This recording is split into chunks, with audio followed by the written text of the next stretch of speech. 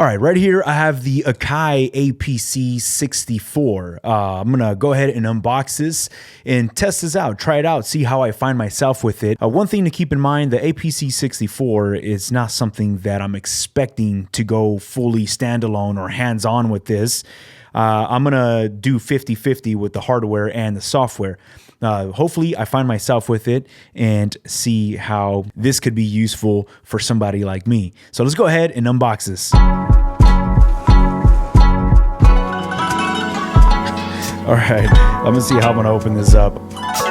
So right here we just have some manuals, and we'll put these to the side because we have YouTube nowadays, and get this thing opened up. Looks at its cables that it comes with. This might be the MIDI cables and also CV cables. All right, so let me see if there's anything else. Looks like that is going to be it. Nice, this looks really nice and very simple, nothing too heavy. And that's actually what I want. If I want to go fully standalone, I have my MPC Live or my MPC One. So I'm not really looking, oh, I have to peel this thing down. Let's go ahead and do that. Whoa, nice. And that's the thing. I don't want a device that will take me 100% standalone. I'm actually looking forward working with this unit and being hands-on with Ableton. So my goal with this is to have this APC64 right in front of my computer with Ableton and be able to click around and at the same time perform some of my chops or my drums using some of these pads. And speaking about connecting this, I'm wondering if this comes with a USB-C. Oh, actually it does. So it comes with a USB-C connection, and that's what's gonna plug into my computer. Cool, so this is it right here. This is awesome. So I got everything connected and got Ableton pulled up right here with a sample that I was actually working on my MPC. I just transferred it over into an Ableton session and want to continue it right here. One thing to mention before we go any further, and this is actually a downside that's a bummer that it's not allowing me to do this, but when it comes down to chopping up samples, I'm on Simpler and I just cannot chop up samples using this hardware device. I wish there was some type of lazy chop mode where I can do it with the pads, but unfortunately it's not possible. So I would have to manually chop it using the mouse. Is not my preference when it comes down to chopping up samples. Now I did read online that there is some third-party plugins that will allow you to do some type of chopping mode with the hardware, but it's not something that I really want to do. So I went ahead and just chopped up some samples in my MPC and brought it into Ableton, and we'll continue from here. Now with that out the way, the APC64 looks awesome. It feels great. The pads feel really, really good. Nothing about this device feels cheap. These buttons right here, they're clicky. So when I click on a button, I know I'm clicking and I'm pressing it, versus I've tried other devices that they're soft press. So I don't know if I clicked it, and sometimes I have to double click it just to make sure. Now you'll notice that I have it tilting up right here. I actually have it on top of my XTS stand by Analog Cases, and it's an awesome stand. I put any other device here. I have the Mavis on a smaller stand. You could pick up a large one or a smaller one, and you will fit your MPC, your SP404, guitar pedals, any devices that you want to have tilt up for a better performance. Check out XTS stands. I'll leave a link down in the description of this video. You guys could see what suits your gear. Now, my APC64 is not something I'm coming into with my old habits of the MPC. At least I'm gonna try my best not to have that in mind, because I'm not trying to compare it to that. This is completely different for somebody completely different, that is someone that loves using Ableton, that's strictly in the box, but wants to have some type of hardware, at least when it comes down to performing your drums or certain instruments, wants to have this hardware feel that just kind of gets them out of the box. I want to use this to lay down some tracks with some of the beats that I'm working in within inside of the box. Now right here I have a beat, and I actually will play it back. Some of my chopped up in the MPC. That's all I did. There's times where I just sit downstairs with my record player and I just chop samples. I'll sequence samples. I don't put no drums because I'm not in that mood.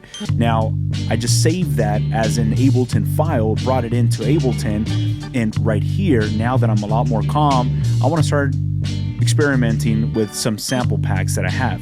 The really cool thing about working in the box or within the computer is you have so many sounds right in front of you versus an MPC. If I want to get a sample pack that I didn't have, I got to go in my computer, download it, transfer it to an SD card, bring it back to my MPC. Well, the cool thing about just being right here within Ableton is I have my favorite sample packs right here in the side. And right here, I go to my samples folder. I got all my sample packs, which is obviously my favorite sample packs that I will use. I also have AJ Hall with awesome drum breaks. If you guys have not checked them out, make sure you do so. 6-pack volume 2. This is some awesome drums right here. I'm going to go ahead and just open up my sample pack, which is my Malo. Let's go to sample pack volume 2. I actually been really liking the sound of this. Now, if I hit play, I'm able to just audition some of these kicks, snares, and the really cool thing that I can just drag those over straight down right here to my drum rack. And as I audition, I'm just going to drag them over and just start getting a feel for it. Now, one thing that has me a little thrown off is that my play, start, and record buttons are up here, which I kind of want them to be down here. I'm just having to get used to going over as I hit record or stop. Something that I feel like it should be down here, but we have it up here. I go into my kicks folder and I can just listen. Ooh, I like that right there. Drag that over to C1. I got that right there, just like that, very fast. Ooh, that sounds good. C6, put that right here. Ooh, that sounds nice.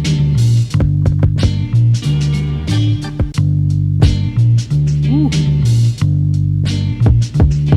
Now I could just jump into my snares folder and do the same thing. Ooh, yes.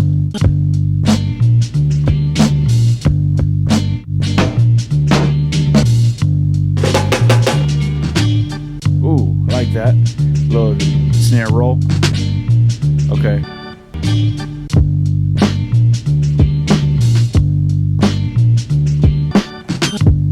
All right, cool. So I'm actually gonna jump into my hi-hats. Yeah, the open hi, boom. Okay. And now if I want to lower down the volume of some of these hi-hats, I could go right here. I have my, what is this, my drum rack right in front of me. I could just lower this down. Now that's great. We just got some one-shots, put it right here in my drum rack. That's awesome. But the reason why I want to have this working in the box hybrid is because I have some of my favorite plugins right here that sound amazing. I have my, what is this, Safari Pedals by, well, it actually is by Safari Pedals. This is Gorilla Drive. This is such a great plugin. Just turn it on and put it in on your drums and just hear what it does. Well, this is actually turned off right now. This is how it sounds with it turned off. And then if I turn this on, just brings everything right in front of your face. There's so much, I mean, there's not a lot of knobs right here, but you could just go a little darker feel, so it sounds a little bit more lo-fi, or you could go more of a brighter sound input. Just crank it up so you get some of that saturation. This is a really, really nice plugin. I'll probably do a review on some of their plugins later on because they have other amazing plugins. So let's go ahead and leave that turned on, and I want to start recording this. Now, I want to record it with this plugin turned on because it just inspires me to lay down something that sounds like if it's mixed already. Now, I'm 50-50. I will quantize. Sometimes I won't quantize. Now, when it comes down to my hi-hats, I'll turn off quantize. So right now, I actually do not want to, I'm going to start with my hi-hats. I'm going to turn off quantize, which I can do that right here within the hardware. Shift quantize, and it says off. So right now, when I record, I'll just lay a natural groove with some hi-hats. Then I'll overdub some kicks and snares. So let's go ahead and record that right now.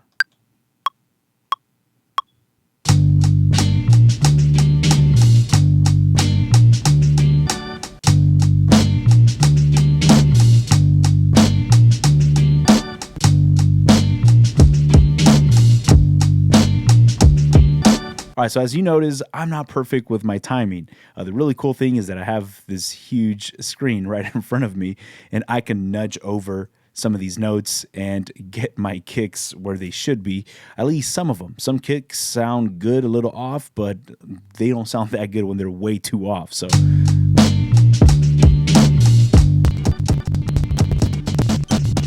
all right, that's much better. But now I want to add this open hat. Let's go ahead and record that on top.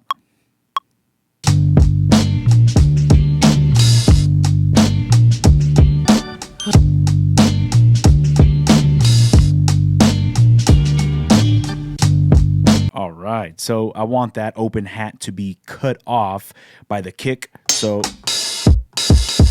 I have my kick. Okay, that's going to be in choke group 1, and I want this open hat also in choke group 1.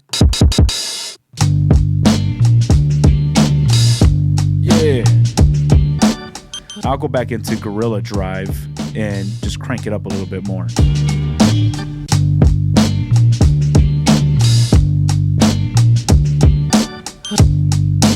That's wild.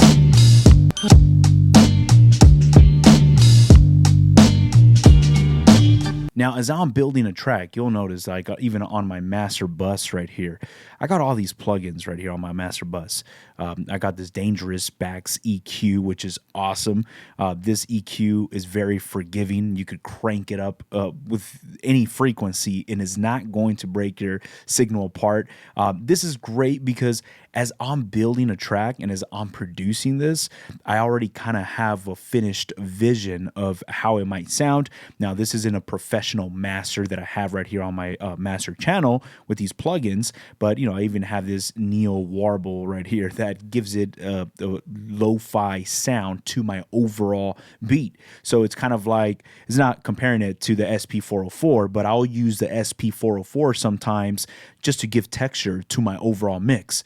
This Neo Warble is not the sound of an SP404, but it does give it a certain texture to your overall mix. Now, how about this? We'll solo or mute or unmute these plugins right here and see how it sounds with and without them.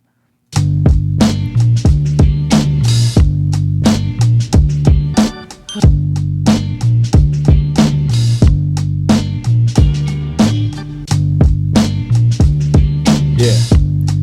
Now, it's just a simple touch that brings everything from sounding like it's over here to right here.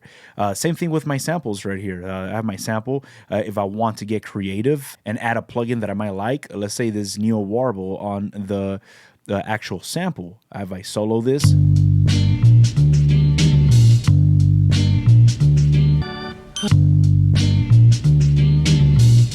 That's crazy.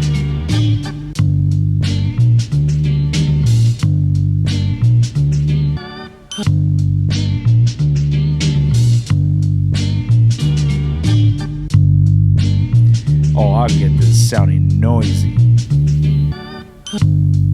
That's why I had made a video a while ago and I said, you know what, going into 2024, I want to just learn more about working or producing within Ableton, because I know the flexibility with Ableton is really nice. Just getting creative as I'm laying down drums. Like right now, I like how this sounds with the drums. Yeah, that sounds so good. Now, I probably want to add another plugin. I got this MARIANA plugin by, what is this, MOOG? I've been called out for not saying MOOG correctly. Everybody's telling me that it's MOOG. So I got this plugin from MOOG, and it's called MARIANA. Now, having that called up right here, I don't have a keyboard that I can connect to this, or I'm not going to use my small little keyboard because I have this APC right in front of me that I'm able to perform using some of these pads.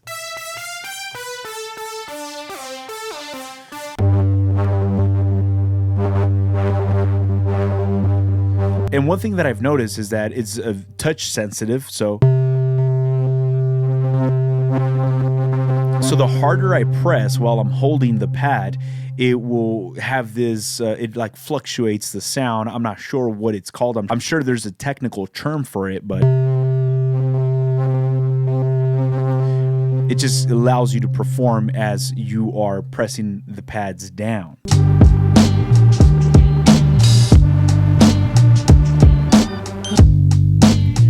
So it's just simple ear candy that I can throw on top. I'm not performing this. I don't need a piano because I'm not going to be performing like that.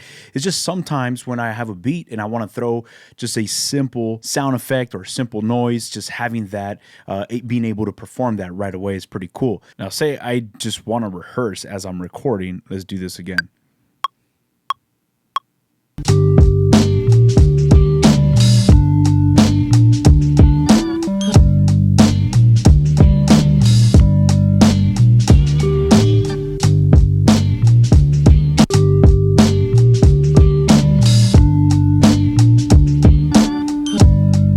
Now I could go back to these drums.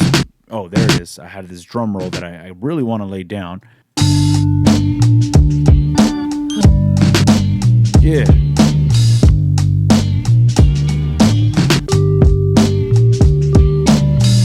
All right. Yeah. All right. So this is what I have right here.